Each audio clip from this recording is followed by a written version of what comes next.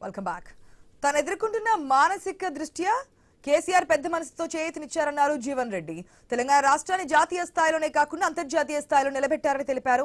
కేసీఆర్ కంటే ఇంకా మెరుగైన పాలన అందిస్తారని, కాంగ్రెస్ ప్రభుత్వానికి ప్రజలు పగ్గాలు అందిస్తే వాళ్ళు చేసేదేంటని ప్రజలు ఆలోచన చేయాలని పేర్కొన్నారు. వాస్తవంగా మరి నేను ఎదుర్కొంటున్నటువంటి ఒక మానసిక ఇబ్బంది దృష్ట్యా మరి వారు ఏదైతుందో పెద్ద మనసుతో నాకు చేయూతనిచ్చిండు.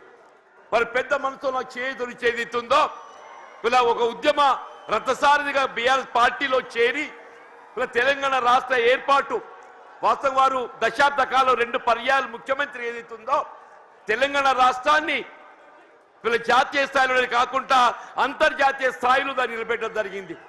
మరి అటువంటి ఒక రాష్ట్రం ఏదైతుందో ఆనాడు కాంగ్రెస్ పార్టీ ఇవాళ ఏదైతుందో ఒక ఇంకా మెరుగైన రీతిలో పాలన ఇవ్వడం జరుగుతుందని చెప్పినటువంటి ఒక భావన ఆశల పల్లకిలో ఊరిగింపజేయడంతో ఏదైతుందో మరి మొన్నటి 23 ఎన్నికల్లో కాంగ్రెస్ పార్టీ అధికారానికి వచ్చింది.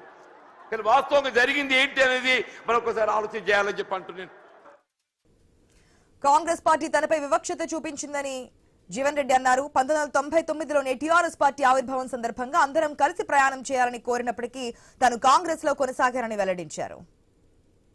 మరి ఇంతవరకు ఉన్నటువంటి పార్టీ కాంగ్రెస్ పార్టీ నా పట్ల చూపెట్ట వివక్షత సుదీర్ఘ కాలం ఏదైతే 4 దశాబ్దాల పైగా అన్నాడు కాంగ్రెస్ పార్టీ బలోపేతం కొరకు వాస్తవంగా మిత్రులు పెద్దలు కేసీఆర్ గారు ఏదైతుందో 99లో టీఆర్ఎస్ పార్టీ ఆవిర్భావ సందర్భంగా తెలంగాణ రాష్ట్ర ఏర్పాటు మనందరి ఆకాంక్ష మనం కలిసి మరి ప్రయాణం చేయాలని చెప్పని వారు పేర్కొన్నప్పటికీ కూడా ఏదైతుందో ఒక క్రమశిక్షణ గల కార్యకర్తగా నాడు ఏదైతుందో నేను కాంగ్రెస్ పార్టీలో కొనసాగడం జరిగింది.